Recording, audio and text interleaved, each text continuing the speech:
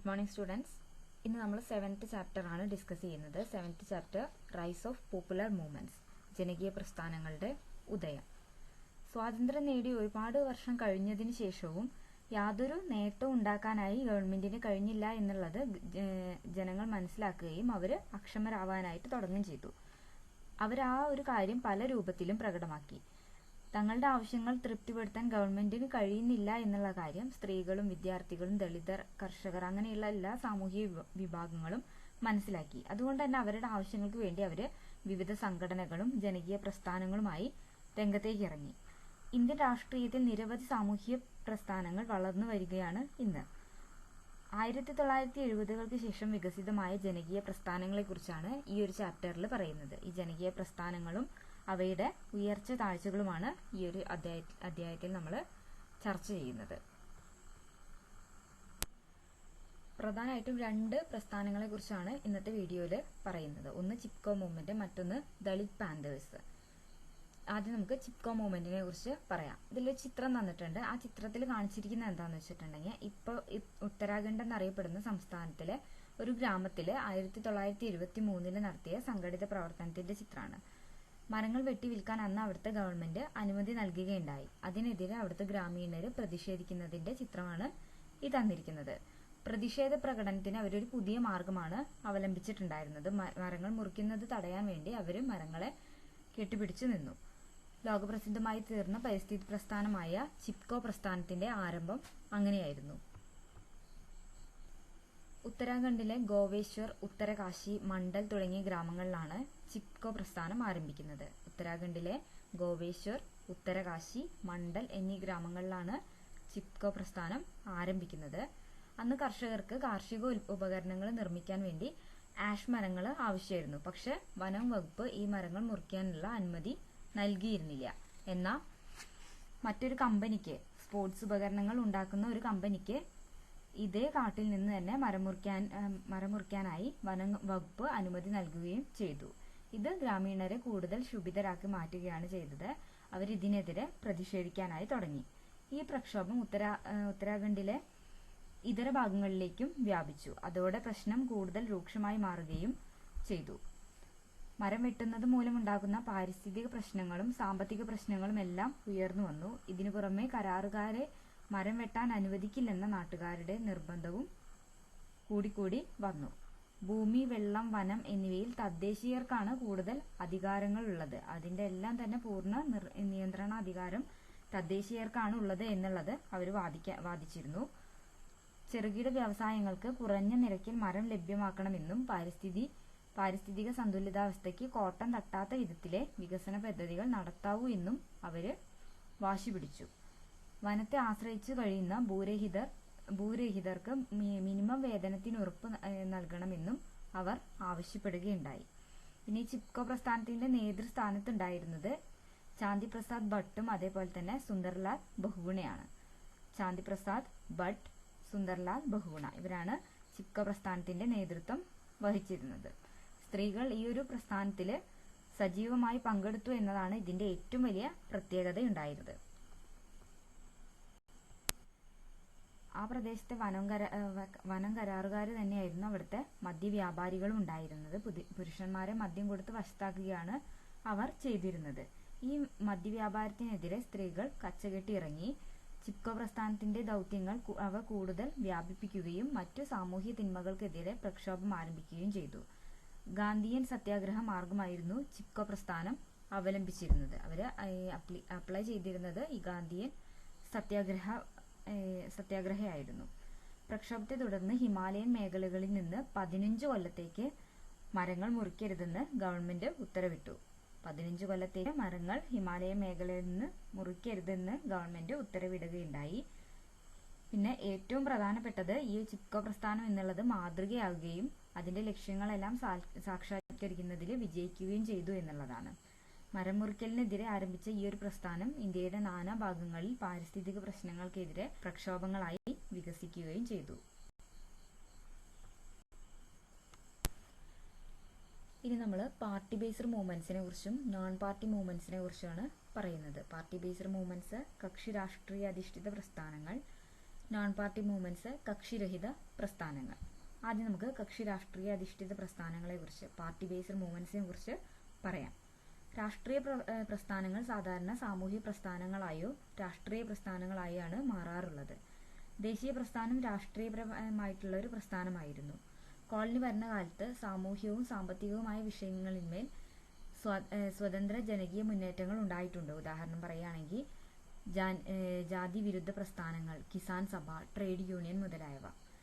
ചില സാമൂഹ്യ സംഘടനകളുമായി ബന്ധപ്പെട്ട വിഷയങ്ങളിലായിരുന്നു ഇത്തരം മുന്നേറ്റങ്ങൾ ഉണ്ടായിട്ടുള്ളത്. അപ്പോൾ സാധാരണ ജനകീയ പ്രസ്ഥാനങ്ങൾ ഒന്നുകിൽ രാഷ്ട്രീയ പ്രസ്ഥാനങ്ങളായി അല്ലെങ്കിൽ സാമൂഹിക പ്രസ്ഥാനങ്ങളായാണ് മാറാറുള്ളത്. കോളനി ഭരണകാലത്തുണ്ടായ ചില ജനകീയ പ്രസ്ഥാനങ്ങൾ സ്വാതന്ത്ര്യം ലഭിച്ചതിന് ശേഷവും തുടർന്നു പോരുകയാണ് ഉണ്ടായത്. ചില ഉദാഹരണങ്ങൾ പറയുകയാണെങ്കിൽ ട്രേഡ് യൂണിയൻ പ്രസ്ഥാനത്തിന് മുംബൈ പോലുള്ള പ്രധാന നഗരങ്ങളിൽ വ്യവസായ തൊഴിലാളികളിൽ വൻ സ്വാധീനം ചെലുത്താനായിട്ട് സാധിച്ചിട്ടുണ്ടായിരുന്നു. പ്രധാനപ്പെട്ട എല്ലാ രാഷ്ട്രീയ പാർട്ടികളും അവരുടേതായ ട്രേഡ് യൂണിയനുകൾ ഉണ്ടാക്കി. ആന്ധ്രാപ്രദേശിലെ തെലുങ്കാന പ്രദേശത്തെ കർഷകർ കമ്മ്യൂണിസ്റ്റ് പാർട്ടിയുടെ നേതൃത്വത്തിൽ കൃഷിഭൂമി കർഷകർക്ക് പുനർവിതരണം ചെയ്യണമെന്ന ആവശ്യമുന്നയിച്ച് പ്രക്ഷോഭങ്ങളിൽ ഏർപ്പെട്ടു. പശ്ചിമ ബംഗാൾ, ബീഹാർ തുടങ്ങിയ സംസ്ഥാനങ്ങളിലും ഇതിന്റെ അലയടികൾ ഉണ്ടായി. ഇതിന്റെയൊക്കെ ചുക്കാൻ പിടിച്ചത് മാർക്സിസ്റ്റ് ലെനിനിസ്റ്റ് തൊഴിലാളികളായിരുന്നു. നക്സലൈറ്റുകൾ എന്നാണ് ഈ ഒരു വിഭാഗം അറിയപ്പെട്ടിരുന്നത്. കർഷക തൊഴിലാളി പ്രസ്ഥാനങ്ങൾ സാമ്പത്തിക അനീതികൾക്കും അസമത്വത്തിനും എതിരെയായിരുന്നു പ്രവർത്തിച്ചിട്ടുണ്ടായിരുന്നത്. ഈ പ്രസ്ഥാനങ്ങളൊന്നും തന്നെ തെരഞ്ഞെടുപ്പിൽ പങ്കാളികളായിരുന്നില്ല, പക്ഷേ രാഷ്ട്രീയ പാർട്ടികളുമായി ബന്ധം പുലർത്തിയിരുന്നു. അവരുടെ പ്രശ്നങ്ങളിലേക്ക് രാഷ്ട്രീയ കക്ഷികളുടെ ശ്രദ്ധയാകർഷിക്കുന്നതിനായിട്ട് ഇത് സഹായിക്കുകയും ചെയ്തു. ഇനി നമുക്ക് നോൺ പാർട്ടി മൂവ്മെന്റ്സ്, കക്ഷിരഹിത പ്രസ്ഥാനങ്ങളെ കുറിച്ച് പറയാം.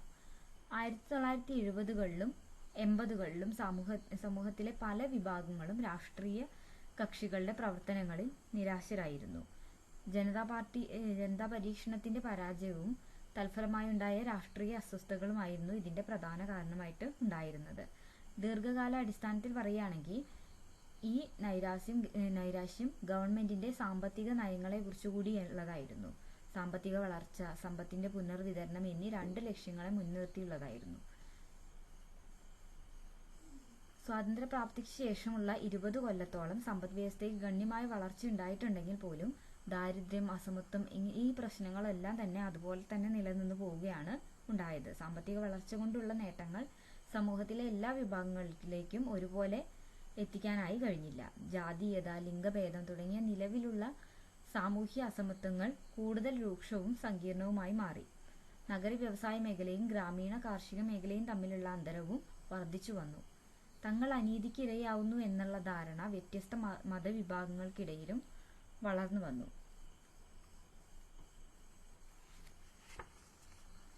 രാഷ്ട്രീയത്തിൽ സജീവമായിരുന്ന ഗ്രൂപ്പുകളിൽ പലതിനും ജനാധിപത്യ സ്ഥാപനങ്ങളിലെ തെരഞ്ഞെടുപ്പ് രാഷ്ട്രീയത്തിലുള്ള വിശ്വാസം നഷ്ടപ്പെട്ടു. അതിനാൽ തന്നെ അവര് കക്ഷി രാഷ്ട്രീയത്തിൽ നിന്നും പിന്മാറി ബഹുജന പ്രക്ഷോഭങ്ങളിലൂടെ തങ്ങളുടെ പ്രതിഷേധം പ്രകടിപ്പിക്കാനായി തുടങ്ങി. ഇനി ദളിത് പാന്തേഴ്സിനെ കുറിച്ചാണ് പറയുന്നത്. പാർശ്വവൽക്കരിക്കപ്പെട്ട ദളിത് സമൂഹങ്ങൾ ജാതീയതയ്ക്കും സവർണ മേധാവിത്വത്തിനുമെതിരെ ആഞ്ഞടിക്കാൻ തുടങ്ങി. 1970കളുടെ തുടക്കത്തിൽ ദളിത് ബിരുദധാരികളുടെ 1ാം തലമുറ വിവിധ വേദികളിൽ തങ്ങളുടെ ആവശ്യങ്ങൾ ഉന്നയിക്കാനായി തുടങ്ങി. നഗരങ്ങളിലെ ചേരികളിൽ നിന്ന് ഉയർന്നു വന്നവരായിരുന്നു ഇവരിൽ അധികവും. ദളിതർ അവരുടെ ആവശ്യങ്ങൾ ഉന്നയിക്കുന്നതിന്റെ ഭാഗമായി 1972 മഹാരാഷ്ട്രയിൽ രൂപീകരിച്ച സംഘടനയാണ് ദളിത് പാന്തേഴ്സ്. ദളിത് യുവാക്കളാണ് ഇതിന് മുൻകൈയെടുത്തിരുന്നത്. സ്വാതന്ത്ര്യാനന്തര ഘട്ടത്തിൽ ദളിതർ പ്രധാനമായും ജാതീയമായ വിവേചനത്തിനെതിരെയാണ് പോരാടിയിരുന്നത്. ജാതീയമായ അസമത്വങ്ങൾക്കും ദളിതർക്ക് അനുഭവിക്കേണ്ടി വന്ന സാമ്പത്തിക അനീതികൾക്കും എതിരെയായിരുന്നു ഇവരുടെ സമരങ്ങൾ ഉണ്ടായിരുന്നത്. ഭരണഘടനയിൽ നീതിക്കും സമത്വത്തിനും ഉറപ്പു നൽകുന്നുണ്ടെങ്കിലും ദളിതർക്ക് അതൊന്നും അനുഭവവേദ്യമായിരുന്നില്ല. സംവരണം ഫലപ്രദമായി നടപ്പാക്കുക, സാമൂഹ്യ നീതിക്ക് ഉറപ്പു നൽകുന്ന നയങ്ങൾ ആവിഷ്കരിക്കുക എന്നിവയായിരുന്നു ഇവരുടെ പ്രധാന ആവശ്യങ്ങളുണ്ടായിരുന്നത്. ഇന്ത്യൻ ഭരണഘടനയിൽ അയിത്താചാരണത്തെ കുറ്റകരമാക്കിയിട്ടുണ്ട്. 1960കളിലും 70കളിലുമായി അയിത്താചാരണ നിരോധന നിയമങ്ങൾ ഗവൺമെന്റ് പാസാക്കിയിട്ടുമുണ്ടായിരുന്നു. എന്നാൽ പോലും സാമൂഹികമായ അസമത്വങ്ങൾ ഇപ്പോഴും തുടർന്നു പോകുന്നുണ്ട്. മുമ്പ് അയിത്തക്കാരായി മാറ്റി നിർത്തപ്പെട്ടിരുന്നവർക്കെതിരെ ഇന്നും ആക്രമണങ്ങൾ നടന്നുവരുന്നു. ഗ്രാമങ്ങളിൽ നിന്ന് ദളിതർ താമസിക്കുന്ന ഭാഗങ്ങളെ ഇന്നും അകറ്റി നിർത്തുന്നു. ഗ്രാമങ്ങളിൽ മറ്റുള്ളവർ ഉപയോഗിക്കുന്ന കിണറുകളിൽ നിന്നും വെള്ളമെടുക്കാൻ ദളിതരെ അനുവദിച്ചിരുന്നില്ല. ദളിത് സ്ത്രീകൾ മറ്റുള്ളവരുടെ ആക്ഷേപത്തിന് പാർക്കുകയും ചെയ്തിരുന്നു. ജാതീയമായ നിസാര കാര്യങ്ങളെ ചൊല്ലി ദളിതർക്കെതിരെ ആക്രമണങ്ങൾ അഴിച്ചുവിടുന്നു. ബീഹാറിലെ സവർണരുടെയും തീവ്രവാദ സംഘടനയായിരുന്ന റൺവീർ സേന ദളിതർക്കെതിരെ ഇന്നും അതിക്രമണങ്ങൾ നടത്തിവരുന്നുണ്ട്. ദളിതർക്കായ സാമൂഹികവും സാമ്പത്തികവുമായ പല അതിക്രമങ്ങളും തടയുന്നതിൽ ഇന്ത്യയിലെ നിയമ സംവിധാനം പരാജയപ്പെട്ടു. ദളിതരുടെ പിന്തുണയോടെ പ്രവർത്തിച്ചിരുന്ന റിപ്പബ്ലിക്കൻ പാർട്ടി ഓഫ് ഇന്ത്യ പോലുള്ള രാഷ്ട്രീയ കക്ഷികൾക്ക് തെരഞ്ഞെടുപ്പ് രംഗത്ത് വിജയം കൈവരിക്കാനായില്ല. പാർട്ടികൾക്ക് തെരഞ്ഞെടുപ്പിൽ മത്സരിക്കാൻ മറ്റു പാർട്ടികളുമായി വന്നു.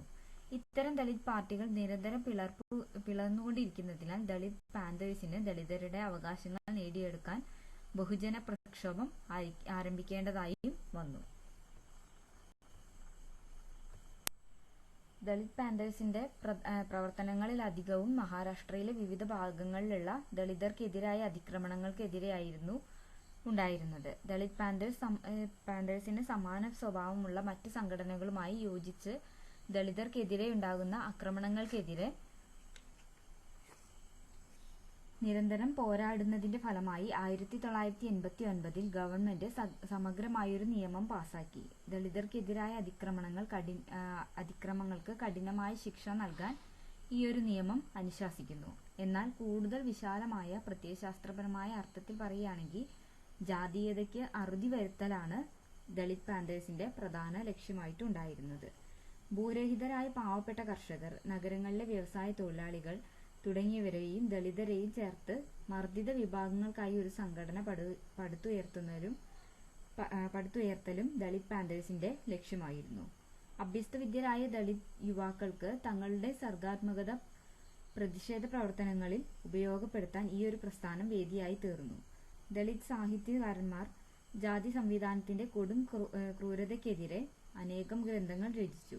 ഇവയിലധികവും ആത്മകഥകളും അതുപോലുള്ള അനുഭവ സാഹിത്യങ്ങളുമായിരുന്നു. ഇക്കാലത്ത് പ്രസിദ്ധീകരിച്ച ജീവിതാനുഭവ സംബന്ധിയായ കൃതികൾ ഇന്ത്യൻ സമൂഹത്തിലെ താഴെക്കിടയിലുള്ളവരുടെ അനുഭവ സാക്ഷ്യങ്ങളായിരുന്നു. മറാഠി സാഹിത്യ രംഗത്ത് നടുക്കം സൃഷ്ടിക്കാനായി ഇവയ്ക്ക് കഴിയുകയും ചെയ്തു. അതോടെ സാഹിത്യ മണ്ഡലം കൂടുതൽ വിശാലമായി മാറി. അവ സമൂഹത്തിലെ വിവിധ വിഭാഗങ്ങളെ പ്രതിനിധാനം ചെയ്യാനും തുടങ്ങി. സാംസ്കാരിക മണ്ഡലത്തിൽ സംഘർഷാവസ്ഥ ഉണ്ടാക്കാനായി ഇവയ്ക്ക് കഴിഞ്ഞു. അടിയന്തരാവസ്ഥയ്ക്ക് ശേഷമുള്ള കാലഘട്ടത്തിൽ ദളിത് പാന്തേഴ്സ് തെരഞ്ഞെടുപ്പ് സംബന്ധവുമായ പല വിട്ടുവീഴ്ചകൾക്കും തയ്യാറായി. മാത്രമല്ല ദളിത് പാന്തേഴ്സിന്റെ പിളർപ്പ് പ്രത്യക്ഷമാവുകയും ചെയ്തു. ഇത് ദളിത് പാന്തേഴ്സിന്റെ അധോഗതിയിലേക്ക് എത്തിക്കുകയാണ് ഉണ്ടായത്. അങ്ങനെയുണ്ടായ വിടവ് നികത്തിയത് പിന്നോക്ക ന്യൂനപക്ഷ വിഭാഗങ്ങളിൽപ്പെട്ട ജീവനക്കാരുടെ ഫെഡറേഷനാണ്. Backward and minority communities employees federation, BAMCEF.